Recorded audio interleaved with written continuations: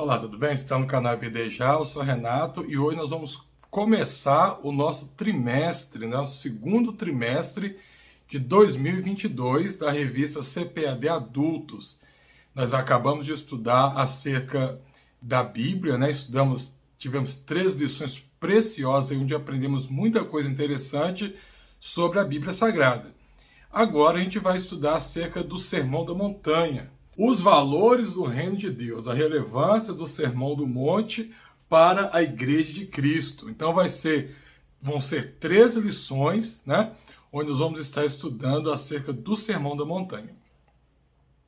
Essa primeira aula está indo atrasada, geralmente eu tenho colocado a aula na segunda-feira, só que esse inteirinho foi um pouco corrido para mim, então eu não consegui colocar a aula na segunda-feira, então por isso que ela está entrando hoje no canal, tá? Mas eu vou tentar, não vou prometer aí, mas vamos tentar colocar as próximas aulas, as próximas 12 aulas que está faltando aí, Vamos tentar colocar de novo como tem sido as outras, as 13 aulas dos outros trimestres passados, porque uma correria que eu tive aí, então não consegui estar postando na segunda-feira, tá, ok?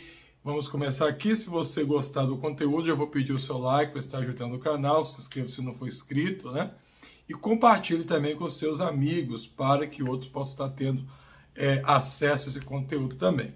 Lição de número 1 é o Sermão do Monte, o caráter do reino de Deus. Quando a gente fala do Sermão do Monte, é lógico que tem outros evangelhos, mas aqui está mais caracterizado em Mateus. Então, uma coisa que eu gosto muito de fazer uma relação, e é bom você entender isso, porque quando você tem essa visão, tá? Você tendo essa visão, você vai conseguir entender mais amplo sobre o que Jesus quis dizer, sobre aquelas coisas que aconteciam ali.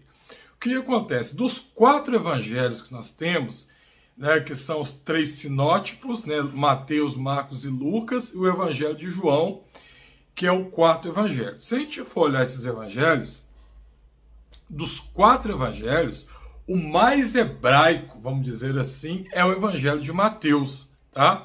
O evangelho de Mateus, ele tem uma preocupação em estar escrevendo para o povo judeu, está mostrando para o povo judeu que em Jesus se cumpriu o Antigo Testamento, A preocupação de Mateus é mostrar para o povo judeu que Jesus, ele era o Messias escolhido, o Messias prometido, melhor dizendo, lá no Antigo Testamento, na Tanar deles, E, em virtude disso, muitos até acreditavam que, originalmente, Mateus, ele era o único livro do Novo Testamento que teria sido escrito originalmente em hebraico. Hoje já se descartou essa hipótese, mas até, sei lá, uns 10 anos atrás, 15 anos atrás, eu lembro que eu estudei isso, tá? Que muitas pessoas consideravam o Evangelho de Mateus como sendo aí um evangelho que tivesse sido escrito originalmente no hebraico. Embora ele não tenha sido escrito originalmente no hebraico, realmente ele foi escrito no grego, mas ele tem essa preocupação. Então você vai encontrar muito no livro de Mateus referências a atos de Jesus, tá? A atitudes que Jesus está fazendo e mostrando ali a profecia original lá no Antigo Testamento. Então, você vai ter muitas informações em Mateus assim. E ele fez isso para que se cumprisse o que foi dito por meio do profeta. E isso aconteceu para que se cumprisse o que foi dito pelo profeta tal. E você vai ter, por exemplo, no relato do nascimento de Jesus, a ida de Jesus para o Egito, a volta de Jesus para o Egito, a sua estada em Nazaré. Tudo você vai encontrar em referências, Mateus colocando essa referência, tá? Quando a gente observa também um outro detalhe muito interessante no livro de Mateus e no nascimento de Jesus e comparando o Antigo Testamento, é que Mateus ele vai fazer uma referência, ele vai fazer uma colocação muito interessante entre a vida de Jesus e a vida de Moisés. Ele não estava falando, perceba, ele não estava colocando aqui que Jesus era Moisés, não é isso. Mas é uma forma didática, é uma forma literária que existia no passado para você introduzir um personagem mostrando que ele tinha características parecidas com outro personagem. Então, às vezes, você introduzia aquele personagem falando de um personagem antigo, mostrando características acerca dele, e depois você começava a aprofundar acerca desse personagem novo. Tá? Às vezes você faz isso de forma explícita, comparando literalmente fulano e fulano, outra vez você fazer de uma forma mais oculta. Nesse caso de Moisés e Jesus, Mateus ele vai fazer esse jogo de palavras de uma forma mais oculta. Por exemplo, eu deixei algumas anotações aqui, ó. No Velho Testamento, fala da matança de crianças no Egito na época do nascimento de Moisés. E já no livro de Mateus, você vê falar também, ou no Novo Testamento, da matança de crianças na época de Jesus. Né? Moisés, ele é colocado num cesto. Jesus, ele é colocado numa manjedoura. Moisés, ele vai para o deserto até receber a ordem para voltar e começar uma obra importante lá no Egito, que era tirar as pessoas do Egito. Jesus ele é batizado e ele vai para o deserto até cumprir um período e ele voltar do deserto para iniciar também o seu ministério. Olha que interessante. Moisés sobe ao monte e recebe 10 mandamentos, né? E fora aquelas outras leis, né? Mas ele vai receber 10 mandamentos escritos em tábuas de pedras ali. Jesus também sobe ao monte e ele entrega o Sermão da Montanha. Mas o que chama atenção aqui é porque quando Moisés estava no monte e Deus falava com ele, o povo tinha medo, o povo temia. Mas quando Jesus subiu ao monte, a multidão se ajuntou. Então aqui eu trouxe para vocês alguns paralelismos, e aqui eu vou trazer uma diferença. Moisés ele sobe ao monte. Quando Moisés sobe ao monte, Moisés ele traz do monte as leis de Deus nas tábuas de pedra. Mas quando Moisés ele descia, ele estava no monte que as pessoas viam a presença de Deus no monte, as pessoas tinham medo. Por que as pessoas tinham medo? Porque ali Deus se apresentava como Deus inacessível, como Deus todo-poderoso, como Deus criador de tudo. Então a palavra diz que as pessoas não podiam se aproximar do monte, né? As pessoas sabiam que era a manifestação de Deus no monte ali, mas ninguém se aproximava, né? Eu lembro uma experiência de um professor contando, uma certa feita, que ele teve uma experiência de que alguém contou para ele de um homem que comprou um aquário, tá? E ele começou a criar cuidar muito bem desse aquário. E era caríssimo para manter esse aquário. E aí um dia ele contou a frustração que ele teve. Por quê? Porque ele dizia que mesmo ele cuidando muito bem dos peixes naquele aquário, mesmo todo dia ele colocando alimento para os peixes, dando a melhor condição para os peixes, ele não tinha, né, aquele prazer de poder chegar perto do aquário ali para colocar aquela comidinha, né, aquele pozinho para os peixes, e os peixes receberem aquilo dele, os peixes corriam dele. E um colega dele falou para ele assim, olha, isso sempre vai acontecer, porque você não é igual aos peixes. Então, quando você chega perto do peixe, o peixe vai ter medo de você. A única forma do peixe te aceitar seria se você fosse um peixe também. Então, quando Jesus ele vai fazer esse ato parecido com o de Moisés, que é subir ao monte, e trazer também uma palavra, por que agora as pessoas, lá em Moisés as pessoas fogem, mas agora em Jesus as pessoas se ajuntam? Porque Deus agora estava revelado. Deus agora era uma pessoa igual a eles. Jesus, ele é o Deus encarnado. Jesus, ele é a única divindade que ela traz o paradoxo da divindade, tá? Guardem isso. Jesus, ele é a única divindade, ou Deus, ele é a única divindade que traz em si o paradoxo da divindade. Porque todo mundo quer um Deus. Todo mundo precisa de um Deus. Mas, ao mesmo tempo, você quer um Deus que possa ser como você.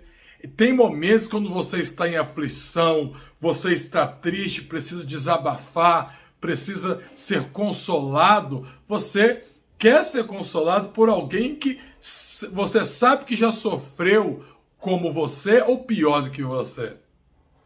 Então, veja o paradoxo. Quando você quer um Deus, você pensa em um Deus, você quer um Deus que ele é inacessível, um Deus que tem todo o poder, o Deus que é o Todo-Poderoso, o Deus que pode fazer qualquer coisa. Mas no momento da dor, da dificuldade, da tristeza, que você precisa de um conforto, você quer ser confortado por quem? Por alguém que você sabe que já sofreu igual você sofreu. Por alguém que você sabe que vai entender como a graça de você sentar ou você ajoelhar e orar para um Deus para consolar a sua vida, um Deus que você sabe que nunca sofreu, que nunca passou por dor, por sofrimento. Imagine uma mãe que perdeu um filho, né? Essa mãe desabafando com uma criança de 5 anos de idade que não sabe o que é nem ter filho, não sabe o que é ser mãe, não sabe o que é a dor de uma perda, né? Agora, quando você fala em Deus, o nosso Deus, ele em si, ele tem esse paradoxo nele. Porque ao mesmo tempo que Deus, ele é o Deus todo-poderoso, ele é o Deus que tem todo o poder, ele é um Deus que é criador dos céus e da terra, ele é um Deus que também foi humano, ele é um Deus que veio aqui, que sofreu por mim e por você. E quando você fala em dor e sofrimento, ele sabe o que é dor, ele sabe o que é sofrimento. E você tem confiança e tem liberdade de desabafar com esse Deus, porque você também sabe que Jesus sofreu mais do que você está sofrendo. Você sabe que você vai falar em dor, ele entende o que é dor, porque ele já passou por dor também. E dor é essa que ele passou por mim e por você. Então, quando eu encaixo o Sermão da Montanha dentro desse contexto, eu vou entender muito melhor como ele vai cair aqui em cima, tá? Imagina você que é casado. Então antigamente tinha uma cama só de casal, você tinha uma cama de solteiro e cama, pelo menos eu conheço assim. Na minha infância você tinha cama de solteiro e cama de casal. Você fazia uma colcha ou um lençol, um edredom, aquele lençol você jogava, ele caía como a luva para aquela cama de casal. Por quê? Porque cama de casal era padrão. O tamanho era padrão para cama de casal. Eu estou falando da minha experiência, tá? Mas hoje não. Hoje você tem cama de casal comum. Você tem a cama de casal king size. Você tem a cama de casal queen, né? Tem a queen size, a king size, a cama de casal normal, e se eu não me engano, tem uma cama maior do que a king ainda hoje. Eu posso estar falando besteira aqui, não é minha área, né? Mas se eu não me engano, já tem uma cama de casal que é maior do que a king. Então, se você hoje simplesmente vai lá e compra uma colcha de casal, essa colcha ela tem uma chance de não pousar completamente sobre a cama que você vai ter, porque você tem que saber a medida da sua cama. Agora, quando você já sabe a medida da sua cama, qual a cama de casal que você tem, você compra aquela colcha de casal, ela vai cair perfeitamente, o tamanho, a altura, tudo certinho. Por quê? Porque ela foi feita para isso.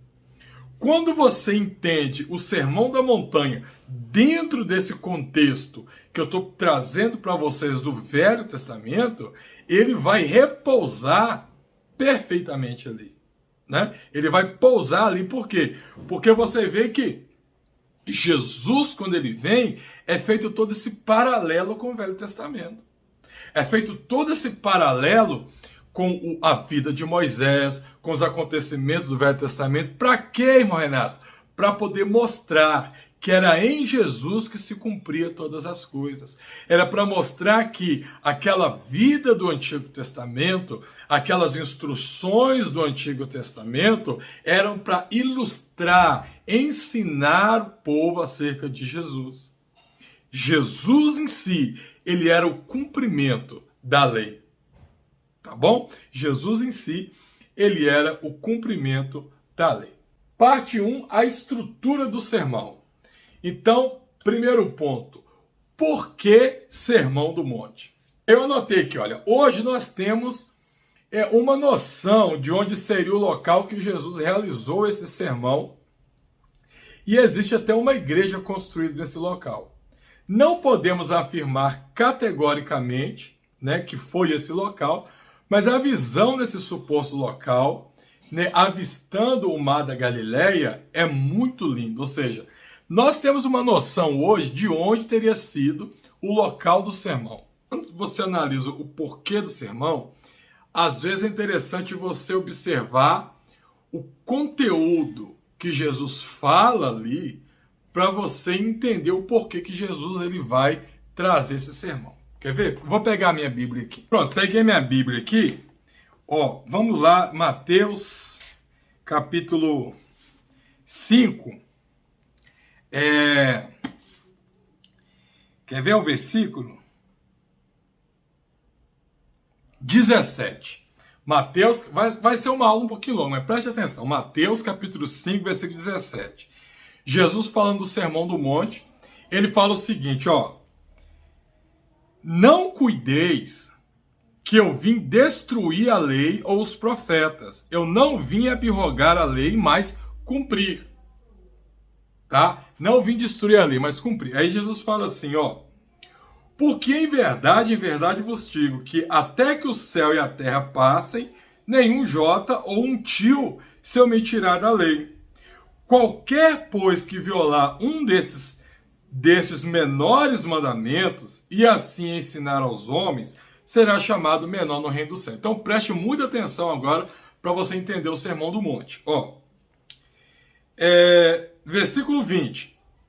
Porque vos digo que, se a vossa justiça não exceder a dos escribas e fariseus, de modo nenhum entrará no reino dos céus.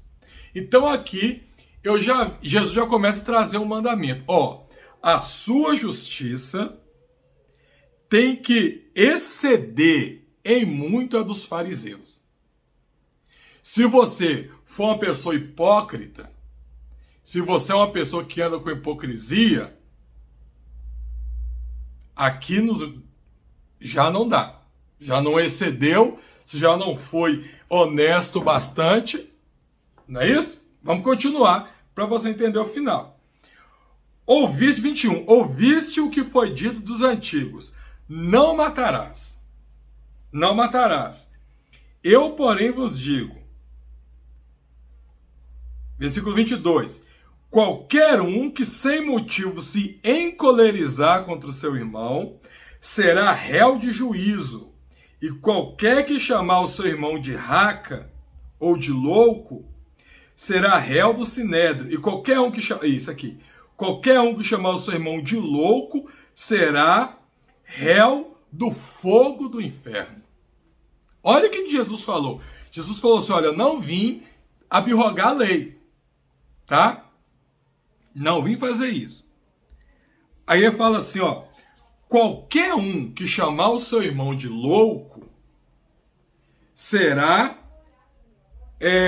considerado réu do fogo do inferno. Aí, vamos voltar aqui um pouquinho.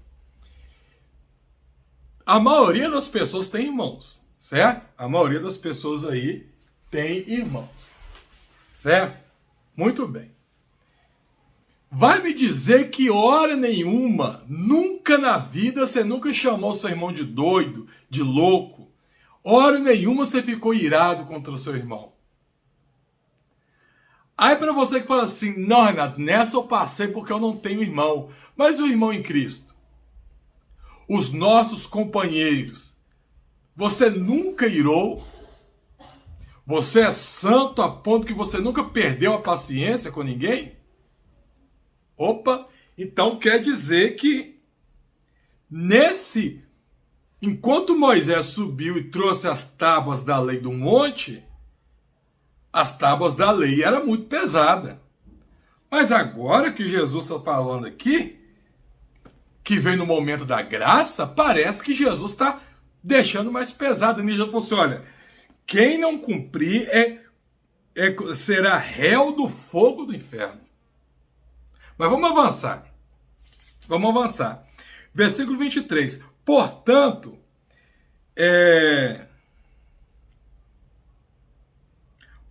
se trouxeres a tua oferta ao altar e a ti lembrares que o teu irmão tem alguma coisa contra ti, deixa a tua oferta e vai reconciliar-te com teu irmão.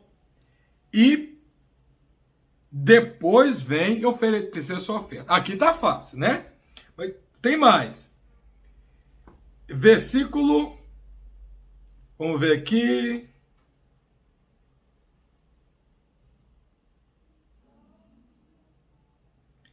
Versículo 28, olha só. Eu ouviste que foi dito dos antigos, não cometerás adultério. Estava nas leis. Eu, porém, vos digo, qualquer que cometer ou que atentar numa mulher para cobiçar, já no seu coração cometeu adultério com ela. Ó, qualquer um que no seu coração cobiçar outra mulher, cometeu adultério com ela. Olha que interessante. Então Jesus aqui ele falou assim, olha, vocês estão achando que as leis lá é pesada, que lá estava assim, não cometerás adultério, você achou que é pesada? Eu vou falar mais. No período da graça, se você pensar, nós vamos explicar isso, tá? Mas se no seu coração, na sua mente, você desejar uma mulher, você já pecou. Você já pecou. Aí as pessoas dizem assim, ah não, irmão Renato, então nesse caso, pegou aí só para os homens. Porque os homens que olham e desejam, né? O homem olha e deseja. A mulher não vai sentir atraída pelos desejos físicos. A mulher, geralmente, ela vai ser atraída pelo cavalheirismo do homem, pelas atitudes que o homem vai fazer, não é? É pelas histórias românticas. Então, eu mostro para vocês que isso é engano das pessoas pensar que quando Jesus fala que em cometer adultério é só para o homem. Não. É porque para o homem é mais difícil. É mais fácil você ver, porque o homem vai olhar o físico e ele vai ser atraído pelo físico. Mas o que seria um conteúdo explícito adúltero para uma mulher? Então quem é mais velho aí vai lembrar daquela série, por exemplo, eu comentei sobre isso em casa esses dias, daquela série do Crepúsculo, né? Do Crepúsculo, que era uma série de livros românticos, né? Uma série de livros teen, contando uma história de vampiros, mas todo envolto ali a um conto muito bem elaborado, romântico. Então, o mesmo efeito que a presença feminina causa para o homem, no sentido dele poder pecar cobiçando uma mulher, esse mesmo efeito vai acontecer na mente da mulher quando ela lê uma história dessa. Porque não é o imaginário da mulher que faz ela desejar. Então, quando você vê contos assim, vai causar o mesmo efeito. Ou seja, a longe de qualquer questionamento, quando Jesus fala aqui sobre adultério, então ele está falando para homens e para mulheres. Tá? E ele vai continuar falando aqui. Ele tem um versículo que ele fala aqui, versículo 29, fala assim, olha, portanto, se o teu olho direito te faz escandalizar, arranca-o e atira para longe de ti. Porque melhor te é que você perca os seus membros do que você perder todo o seu corpo e ir para o inferno. Ou seja, perceba que Jesus aqui parece que está falando de mutilação. não é? E há de deixar registrado aqui que no passado, pessoas que não entendiam o que realmente Jesus quis dizer, quando leu o Sermão da Montanha, muitas pessoas, tá? Isso quando eu falo passado, estou falando de século XIX, século XVIII. Não estou falando de agora, para vocês verem o tempo que já tem. Muitas pessoas nesse tempo e antes disso chegaram a mutilar o seu corpo. Chegaram a fazer automutilação para evitar cometer algum desses pecados que Jesus falou e dessa forma não serem condenados ao inferno. Porque eles pensavam assim, bom, se eu estou no período da lei, mas o que Jesus ele requer de mim, eu não posso olhar para uma mulher com intenção impura que eu vou pecar. Então tinha pessoas que iam lá e tiravam a sua visão. Olha, eu não posso olhar para uma mulher com intenção impura que estou cometendo adultério. Tinha pessoas que iam lá e se castravam. Olha, eu não posso falar para não xingar o meu irmão de louco e ir para o inferno. Teve pessoas que eles faziam, eles arrancavam a língua, ou então, para quê? Para não falar. Porque eles pensavam que era disso que Jesus estava falando. Outras pessoas chegaram a escrever que Jesus estava fazendo aqui uma sátira. Que Jesus aqui, ele estava jogando na nossa cara o quanto nós somos insignificantes. E isso, na versão desses autores, Jesus queria mostrar para nós como o céu está tão longe de nós. E como jamais nós iríamos conseguir alcançar o céu, porque ele veio no período da graça, mostrar para nós a graça. Mas na graça dele, ele estava mostrando que eu não tenho condições nenhuma de chegar lá. E nós vamos estudar o Sermão do Monte, e você vai ver coisas que Jesus vai colocando ali. Mas então, como que eu encaixo, né? E voltamos aqui ao conteúdo, por que do Sermão do Monte? Como eu encaixo o Sermão do Monte dentro do contexto de Jesus? E eu não entendo que Jesus ele quer me mostrar algo que eu não consigo cumprir. Para mim entender isso, eu tenho que voltar para o início. Para quem que Jesus escreveu o Sermão do Monte? Inclusive, é uma das perguntas que vai vir lá no final da lição. Para quem é o Sermão do Monte? Vamos ver para quem que Jesus escreveu o Sermão do Monte? Então volte agora no início.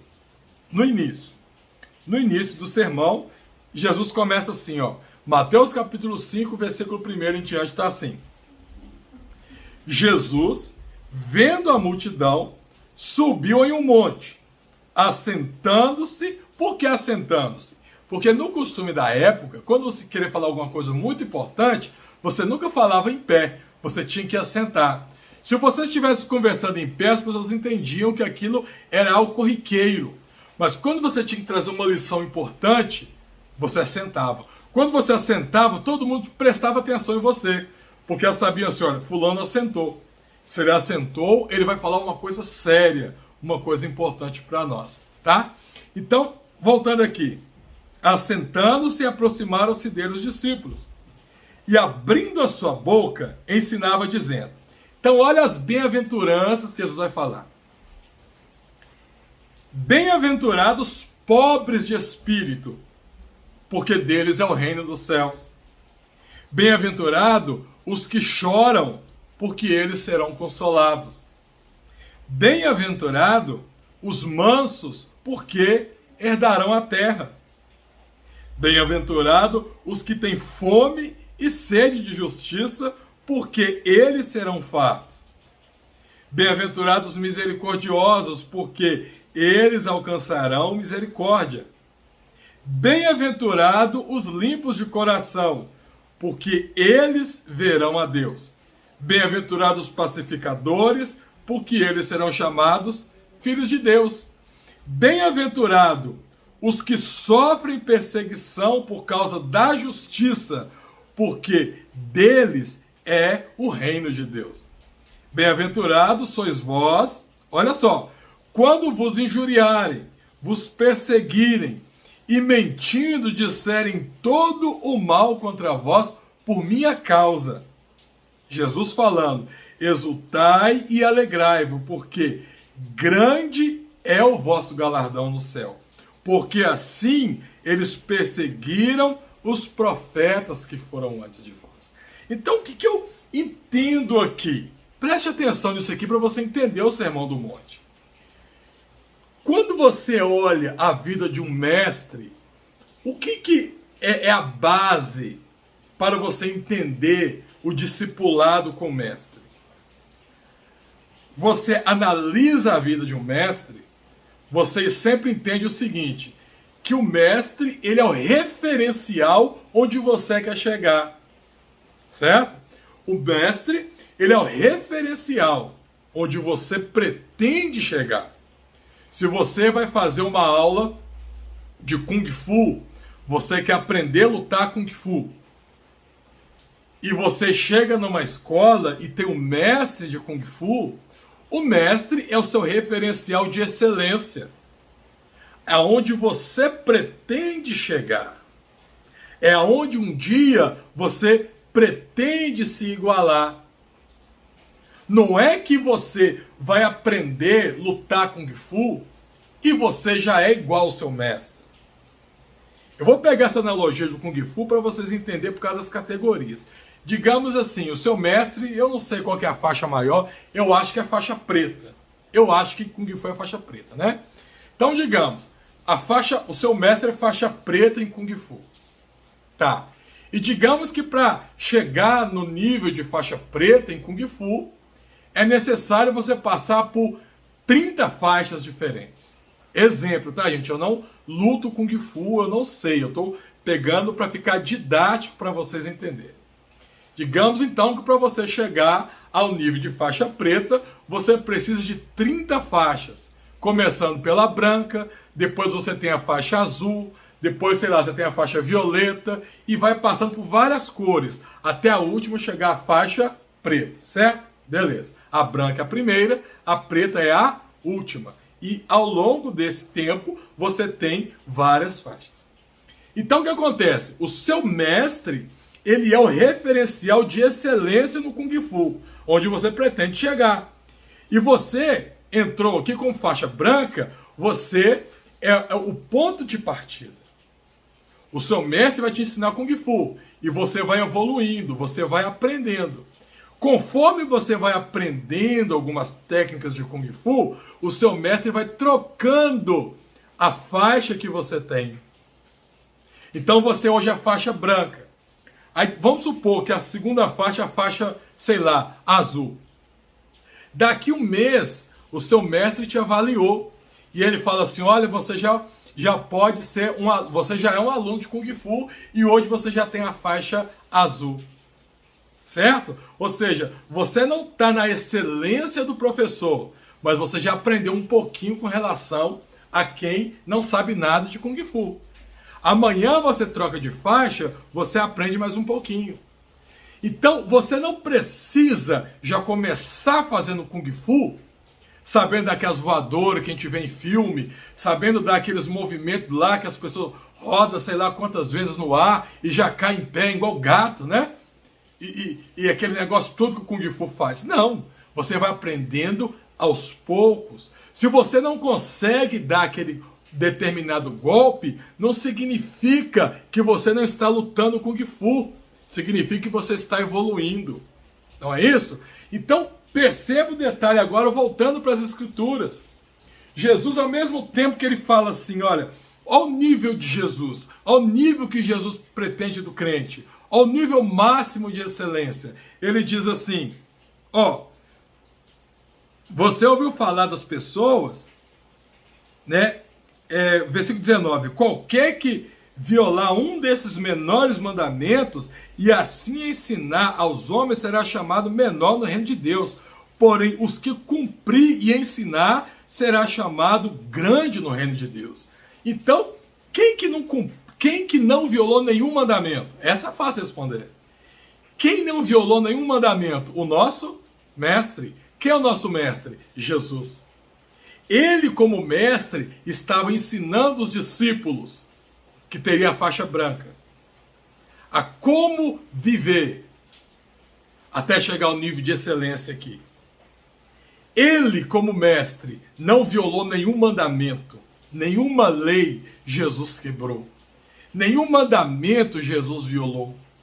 Ele veio como homem para mostrar que, como homem, era possível você viver em santificação. Eu e você, nós quebramos mandamento todo dia. Mas o fato de eu quebrar o mandamento não quer dizer que eu estou expulso do céu. Quer dizer que eu estou aprendendo.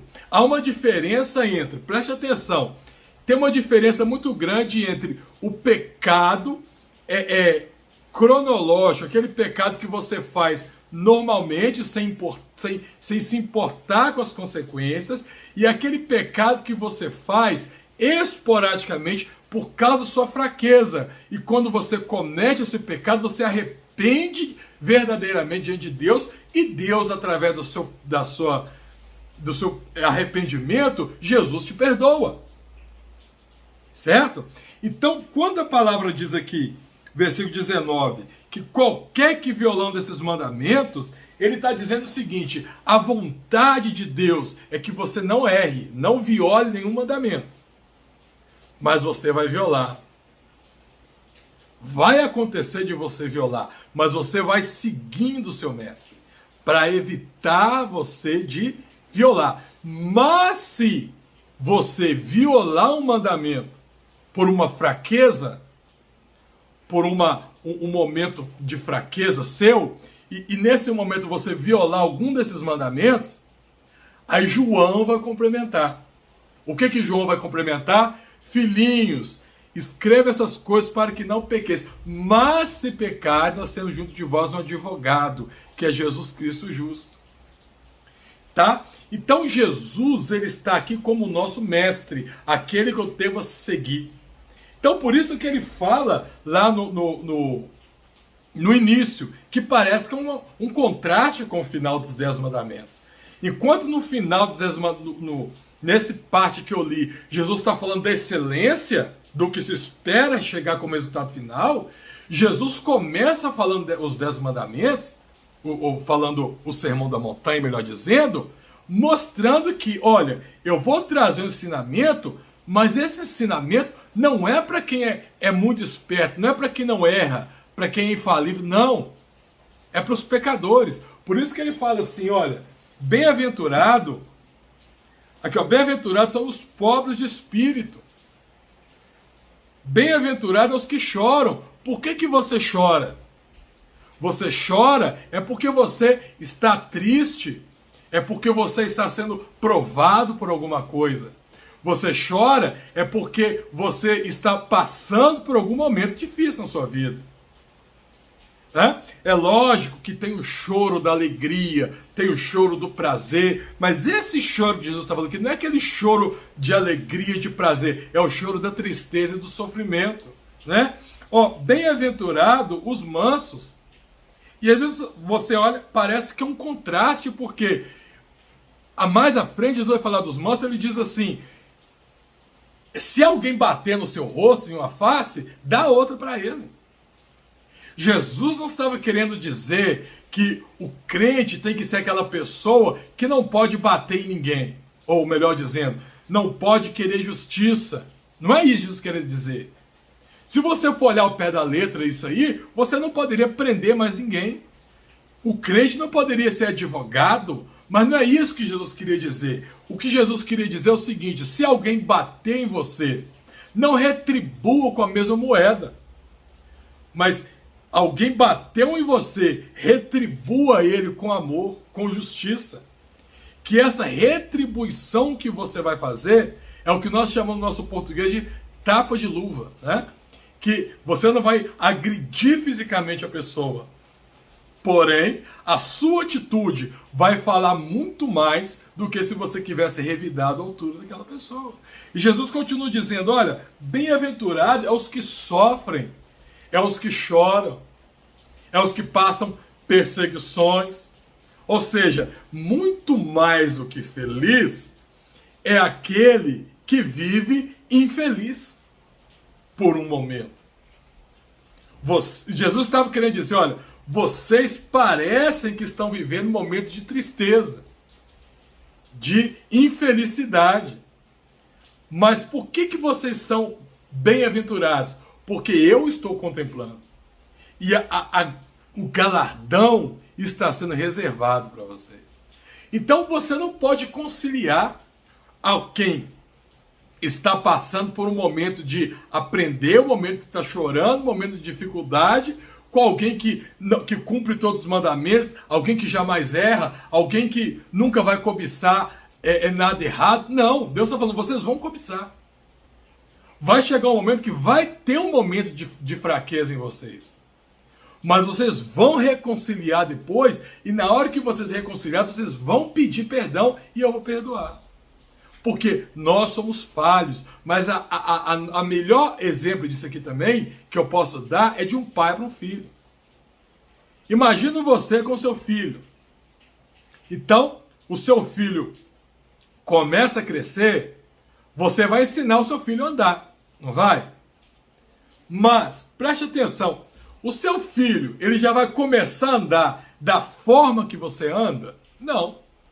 O seu filho, ele vai observando você a caminhar e ele vai começar a caminhar do modo dele, no tempo dele. Então ele vai começar a engatilhar, ele vai andar, né, sobre o joelhinho, depois ele vai começar a andar sobre as perninhas, ele vai trupicar um pouquinho, ele vai precisar do andador, tô falando andador, nem sei se tem mais andador, né? Mas vai precisar do andador poder ajudar ele a firmar os passos. Depois que ele começar a andar, vai ter aquele momento que você vai soltar ele para andar, você vai achar que ele vai cair, né? Menino de 3 anos, é assim, 3, 2 anos, ou até menos, hoje as crianças são precoces, mas tem criança que quando começa a andar sozinho, a gente que é pai, você pensa, ele vai cair, e não cai, ele começa a engatilhar, e depois começa a andar, sai correndo, você pensa, vai bater no sofá, quando tá chegando no sofá, ele para ali.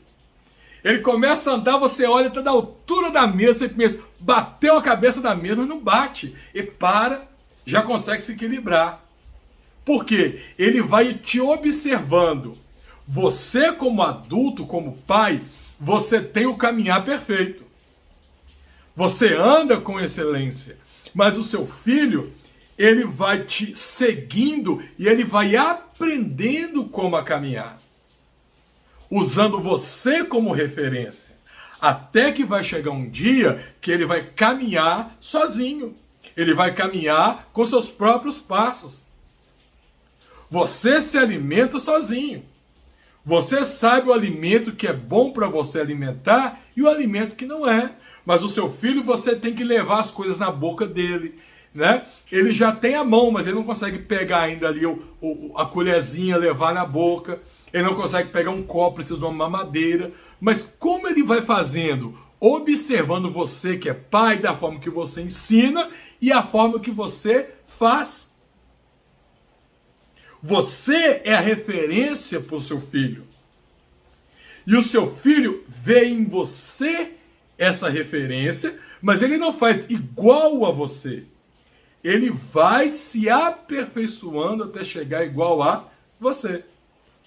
E a Bíblia, em outro momento, ela diz assim, olha, a vereda é caminho, a vereda do justo, ou o caminho do justo, é como a luz da aurora, que vai brilhando mais e mais até ser dia perfeito. Ou seja, o caminho do cristão, ele é como a luz do nascer do sol, que ele nasce fraquinho ali, né? Aí vai passando as horas, o sol vai subindo e ele vai melhorando. A estrutura do sermão, que já seria aqui, olha, a segunda parte, ela vai mostrar para o cristão toda a nossa trajetória. Começa com os benefícios de estar no reino de Deus, que é as bem-aventuranças, né? Os benefícios, depois vai mostrar os benefícios. Jesus agora ele vai nos mostrar como deve ser a minha conduta diante de Deus, como eu devo se esforçar para alcançar isso. Agora que eu já sabia os benefícios de servir a Cristo, temos a consciência de que vamos sofrer por isso e aprenderemos que precisamos transformar o mundo à nossa volta. E depois eu vou aprender sobre o caráter, como eu devo me comportar, certo? E até que no final aprendemos também que o reino de Deus requer santidade, ou seja, separação do mundo. Aí lemos sobre não sermos ansiosos, aprendemos sobre os dois senhores que querem conduzir nossa vida e até mesmo sobre o julgamento e a valorizar a obra em nós. Tá? Então é muito interessante, é um estudo muito profundo sobre o Sermão do Monte. Eu não vou entrar hoje em ponto por ponto do Sermão do Monte, da lição, tá? Porque eu acredito que vocês já estudaram a lição, né? Já se prepararam a lição. E essa minha fala hoje, então, está sendo apenas um complemento para poder acrescentar mais alguma informação no estudo de vocês. Porque pela a data, e já vai ser amanhã a nossa escola, eu acredito que vocês já prepararam a sua lição. Então eu trouxe apenas um complemento aqui, né, sobre essa lição, sobre o estudo de amanhã, tá? E para a semana que vem eu vou procurar estar fazendo mais antecipadamente. Vamos tentar até eu conseguir equilibrar de novo a minha agenda aí, tá bom? Que Deus te abençoe. Aí não esqueça de continuar nas sextas-feiras acompanhando o nosso curso lá de teologia. Toda sexta-feira sai um vídeo novo. Nós estamos ainda estudando o livro de Gênesis. A gente vai pegar desde Gênesis, vai seguir direto aí até Apocalipse. Nós estamos lá no comecinho de Gênesis ainda, um estudo completo para você aprender a interpretar a palavra de Deus. Tá bom? Que Deus te abençoe, fique com Deus e até o nosso próximo encontro.